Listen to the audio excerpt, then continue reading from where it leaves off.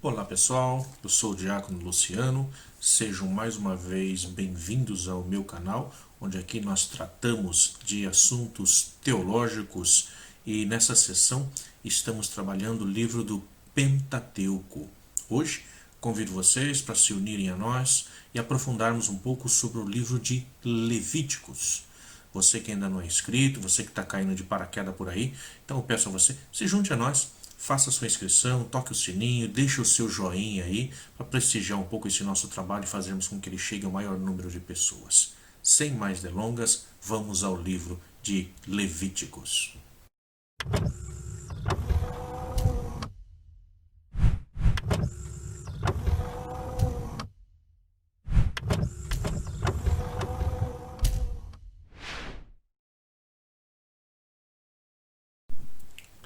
Muito bem, aqui estamos nós então. Levíticos. O terceiro livro da Bíblia traz o nome de Levíticos, né? Como nós conhecemos. Entretanto, esse não é o título original do livro. O livro é conhecido como Vaikra. E chamou, significaria dizer. É o título com o qual esse livro ele é nomeado pelo hebreu, por aquele que é o escritor desse livro. Por conter prescrições ligadas a levitas e sacerdotes. Então ele vai ganhar então esse nome, nós, no grego, vamos chamá-lo então de Levítico. Poderíamos comparar esse livro a um livro de rituais, porque tudo que nós vamos encontrar ali, a grande parte dele, são rituais e prescrições da lei. Com exceção dos dois trechos históricos, que nós podemos ver isso lá no capítulo 8, versículo 10, e no capítulo 24, do versículo 10 ao 23, esse livro ele é composto inteiramente de leis que visam a santificação individual e também a santificação do povo, portanto uma santificação nacional. Qual a estrutura com qual esse livro foi construído? A estrutura e o conteúdo do Levítico, nós podemos dizer que o livro ele pertence à tradição sacerdotal. Portanto, como nós dizemos já nas nossos outros encontros, o Pentateuco não é um livro que foi escrito por Moisés, como se afirmou durante tanto tempo, durante tantos anos, por tantas tradições. Mas é um livro que foi escrito durante um longo período. Quando nós falamos da tradição sacerdotal, você que ainda não assistiu a nossa aula que falamos sobre isso, pode voltar um pouco nos vídeos passados e ver como nós falamos sobre as tradições existentes na época, né? Falamos sobre o javista, falamos sobre o eloísta, sobre o sacerdotal e sobre o deuteronomista, seriam as 4 fontes. O livro do Levítico, ele pertence a uma dessas fontes, portanto, a fonte sacerdotal. E onde se encontra essa fonte sacerdotal? No Templo da Babilônia. Portanto, não é um livro pertencente à época de Moisés, mas é um livro que foi escrito ali por volta do ano 586 a.C. e que depois ele é atribuído, ele é lançado para trás lá no Pentateuco, como se fosse algo lá por volta do ano 1300 a.C. Esse livro, Levítico, ele é composto por 27 capítulos, dos quais o Senhor explica ao seu povo o que deve fazer para viver sempre em comunhão com Ele. O que eu devo fazer para estar em comunhão com Deus? Então o livro ele vai girar em torno disso. Toda a matéria pode ser dividida em 4 sessões, são 27 capítulos apenas. Nós poderíamos dividir isso em 4 sessões. Alguns autores vão dividir em 5, mas pode ser dividido em 4. Que sessões seriam essas? A primeira sessão seriam as leis relativas ao sacrifício. Então, se nós pegarmos do capítulo 1 até o capítulo 7, vai estar falando sobre a questão do sacrifício. E nesses capítulos são descritos os vários tipos de sacrifícios que os israelitas deveriam oferecer a Deus em certas circunstâncias. Cada circunstância, um sacrifício diferente. Então, nessa primeira sessão, destaca-se os sacrifícios que são oferecidos a Deus para se reaproximar ou para resgatar uma comunhão perdida pelo fiel. Então, aquele que se afastou de Deus, aquele que se apartou de Deus, por qualquer causa que seja, então nós teríamos aí os sacrifícios para isso, para que a pessoa pudesse voltar a estar em comunhão com Deus. O sacrifício ele é sempre aplicado em circunstâncias específicas, como por exemplo em caso de expiação de pecados, então eu vou expiar pelos meus pecados, eu vou pagar pelos meus pecados, e também como resgate de uma pessoa ou consagração de uma pessoa. Em todos esses casos eram utilizados os sacrifícios. Há vários tipos de sacrifícios, então. O primeiro deles é chamado de sacrifício holocausto. Toda vítima, como que era feito esse sacrifício então com a vítima? Toda vítima, lembrando que aqui vítima nós estamos falando de pessoas, estamos falando de animais. Então um animal, ele era completamente queimado, menos a pele. A pele do animal era tirada e ficava com o sacerdote. Todo o resto da carne ele era queimado, então ofertado a Deus. As pessoas, primeiramente, elas colocavam a mão sobre a vítima e pensavam em seus pecados. Então imaginem vocês, nós colocaríamos ali, mentalizaríamos ali os nossos pecados, colocando a nossa mão sobre a cabeça desse animal. A partir desse momento, o animal representava, portanto, o ofertante diante de Deus. É como se eu mesmo estivesse me apresentando frente a Deus. Só que no caso, como o que valia é ninguém pode ver a Deus face a face, porque aquele que vira a Deus face a face deveria morrer, então nós apresentamos um animal. Esse animal representa, então, agora que ele se aproximou de Deus, representando a mim e todos os meus pecados. O animal deveria ser perfeito, né? Somente o melhor é que nós oferecemos para Deus, o melhor que é ofertado para Deus. Essa teologia existe até hoje, quando nós vamos à missa, quando nós vamos ao culto, nós utilizamos a melhor roupa que nós temos. Então, o melhor de nós é que nós devemos ofertar a Deus. Nesse caso, assim também é feito com o animal. Tem que ser um animal perfeito para ser oferecido a Deus. O sangue desse animal ele era derramado sobre o altar como sinal de que a vida do morto, a vida do animal, estava sendo oferecido a Deus. Então é a própria vida que nós oferecemos a Deus. Então esse era o primeiro sacrifício, chamado de holocausto, sacrifício de subida, portanto, tá? Olá é um verbo hebraico que indica subir. Então um sacrifício de subida. Um segundo tipo de sacrifício é descrito como sacrifício minha oblação. Aqui eu estou utilizando algumas palavras no hebraico e são as palavras que o livro é conhecido, com que o sacrifício é conhecido. Mas sempre a gente apresenta aí, então, numa forma mais fácil no nosso entendimento, para que a gente possa compreender o que está se dizendo aí. Então o sacrifício minha oblação, ele era feito com oferendas da terra. Então eram oferecidos cereais, farinha, juntamente com óleo. Aí é interessante, uma parte chamada de memorial era queimada sobre o altar. A outra era reservada a Deus. Então essa parte que era reservada para Deus, ela era deixada no santuário como contribuição para manter os sacerdotes. Então os sacerdotes precisam comer. Então é dessa oblação, é desse sacrifício, essa parte do sacrifício que eles iam então estar fazendo os seus pães e comendo. Isso a gente pode ver, averiguar lá em Levíticos no capítulo 2, no capítulo 6, versículo 7 a 11. Basta a gente abrir a nossa Bíblia e estar olhando sobre isso. E aí tinha um terceiro tipo também de sacrifício, que era o sacrifício shelamim, ou conhecido com shalom, shalom é paz, shelamim, sacrifício de paz seria. Então é conhecido como sacrifício de paz ou sacrifício de comunhão. Ele era parecido com o holocausto, com o sacrifício do holocausto. No sacrifício de comunhão, somente as partes gordas da vítima, que eram tidas como a melhor parte, que eram ofertadas para Deus sobre o altar. Então a banha, as vísceras, toda a parte gorda era ofertada sobre o altar. Todo o restante dessa vítima, todo o restante desse animal, ele era consumido pelos sacerdotes, pelos ofertantes e por suas famílias. Isso a gente consegue conferir olhando lá em Lucas capítulo 3. Aqui eu brinco sempre dizendo que era o sacrifício de churrasco, né? Porque aqui o povo, a própria pessoa que está ofertando e toda a sua família, poderia comer disso junto com o sacerdote. Então era aquela grande festa, onde se oferta a Deus a melhor parte, as vísceras, o sangue, a gordura do animal, e todo o restante então se fazia lá aquele churrasco, se assava essa carne para estar comendo ali nesse instante. O quarto tipo de sacrifício era o sacrifício pelos pecados. Então, realizados de duas formas se realizava esse sacrifício pelos pecados.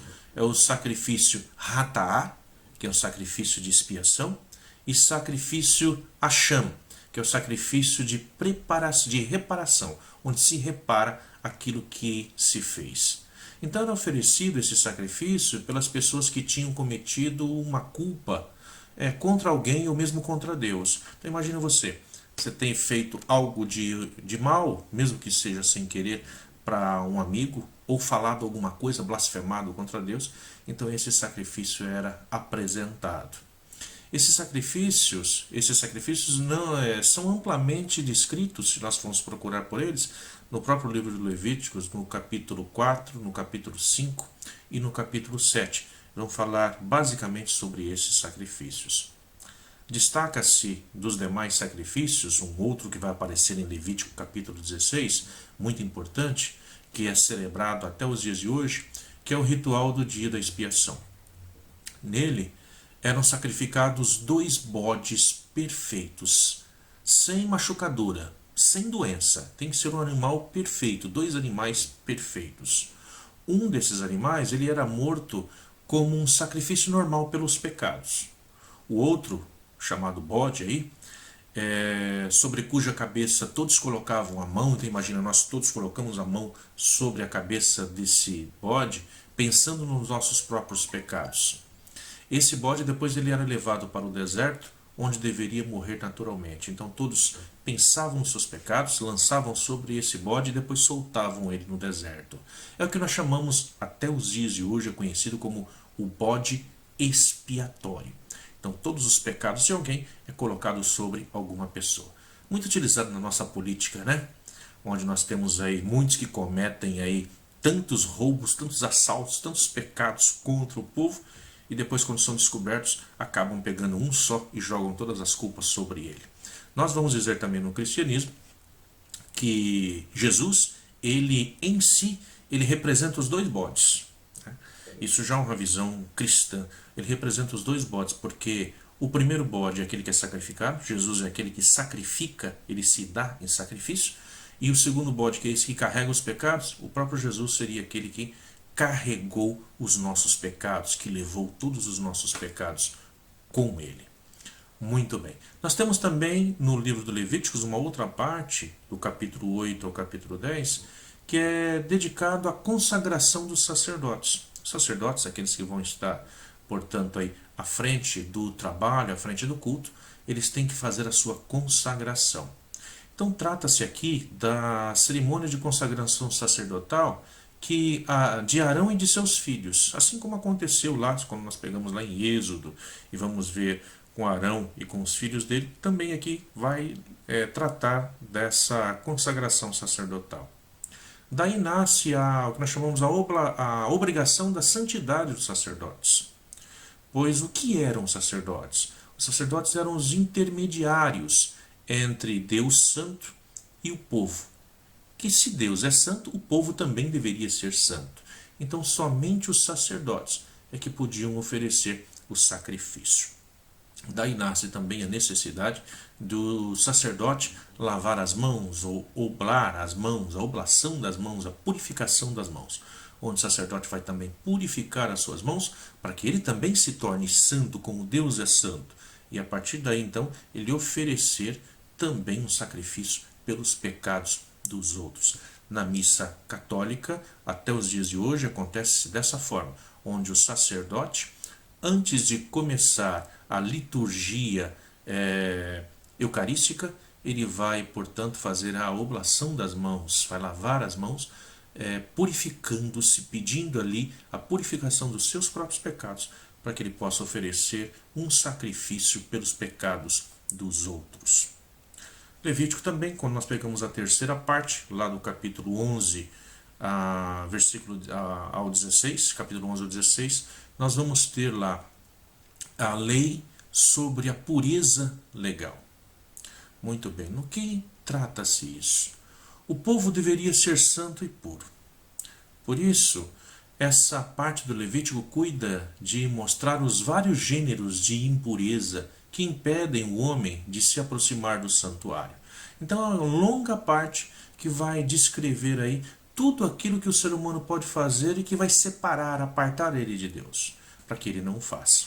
Então em Levíticos do 11 ao 15, do capítulo 11 ao capítulo 15, há leis para a vida diária e cuidados para se obter livre de toda impureza. Por isso, são decretados quais são os animais que se podia comer e quais tinham de ser evitados por serem considerados impuros. O Levítico, no capítulo 16, nós podemos dizer, portanto, que é o cerne, o ponto central do livro. Ele descreve a liturgia solene dessa grande festa que é feita até os dias de hoje, chamada de festa de Yom Kippur, que é o dia da expiação dos pecados, ou o dia do grande perdão. Kippur vem de um verbo, o verbo kapar. Kapar significa cobrir, Yom é dia. Então, o dia em que nós cobrimos o nosso pecado. Deus é aquele que cobre o nosso pecado. Ele não faz desaparecer, o pecado continua lá, mas ele cobre para que nós possamos conviver com isso que nós fizemos. Ele vai sempre à nossa frente, sempre vai nos indicar o que nós fizemos. Para quê? Por que ele não some com o pecado?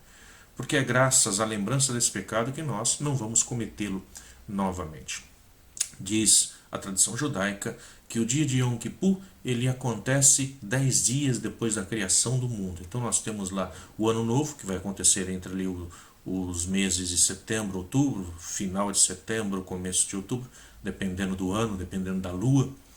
E 10 dias depois da criação, Deus já teria que ter perdoado o ser humano pelos seus pecados. Então vamos pensar assim, Adão e Eva são criados e 10 dias depois que foram criados já cometem o primeiro pecado.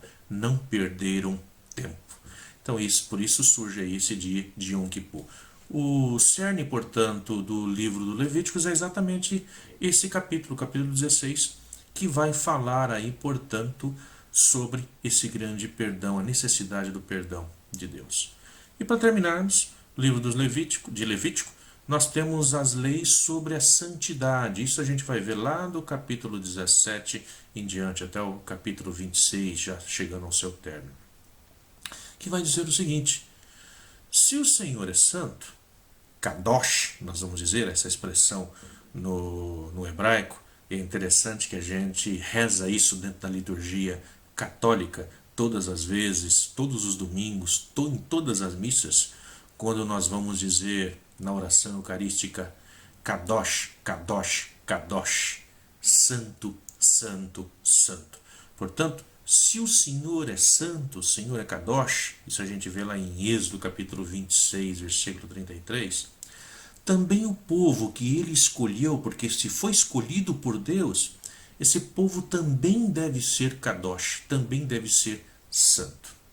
Então essa seção aqui do livro de Levíticos defende então que o homem deve evitar tudo que o impede de entrar em comunhão com Deus, com esse Deus que é santo. Por isso, o homem também deve ser santo. É interessante se nós formos pegar isso depois lá no Novo Testamento, o próprio Jesus vai dizer aos seus: sede santos, como o meu Pai é santo. Sede perfeitos, como o meu Pai é perfeito. O livro do Levíticos é um livro cansativo de ler, porque realmente ele trata dessas normas, desses preceitos, desses sacrifícios. E para nós, nos dias de hoje, quando nós pegamos, falamos, isso tudo ficou para trás. Não dá mais para acreditar ou para fazer essas coisas. Dentro do cristianismo, nós vamos dizer Jesus, ele é, portanto, o último sacrifício. Ele é o sacerdote que oferta e, ao mesmo tempo, ele é aquele que se oferta, ele é o bode expiatório. Mas é um livro que ainda assim vale a pena a gente se aprofundar nele. Lembrando que todo esse livro ele passa a ser criado, portanto, já no tempo da Babilônia, quando o povo está saindo da Babilônia. E aí eles precisam de regras, porque o pensamento deles é: se nós estamos na Babilônia, é porque nós fizemos alguma coisa errada, alguma coisa que Deus nos reprovou. Então, estando na Babilônia, vamos tentar fazer certo, vamos cumprir esses códigos de leis e santidade, para que assim Deus nos tire daqui. E uma vez que Ele nos tire, significa dizer que nós já pagamos pelos nossos pecados e, portanto, nos tornamos uma nação santa. Que assim seja também com cada um de nós, né? Que nós possamos ir lendo os livros bíblicos aí, nos aprofundando nessa teologia bíblica e também nós irmos nos tornando Kadosh no decorrer da nossa vida, da nossa existência. Por hoje é só. Vamos ficando por aqui. No nosso próximo encontro, vamos tratar do livro de Números. E você que ainda não se inscreveu, se inscreva. Acompanhe junto conosco esse percorrer as linhas da Bíblia para podermos compreender um pouquinho melhor como que esses livros foram escritos, para quem foram escritos, em que tempo foram escritos. E dessa forma nós passamos a ter um novo olhar por sobre esses livros bíblicos. Nossa intenção nunca vai ser de diminuir aqui o interesse ou diminuir o valor da Bíblia, mas sim o contrário, valorizá-lo mais. Porque cada vez que nós conhecemos melhor, nós fazemos um contato melhor para com Deus. Muito obrigado, uma boa semana para vocês e até a próxima.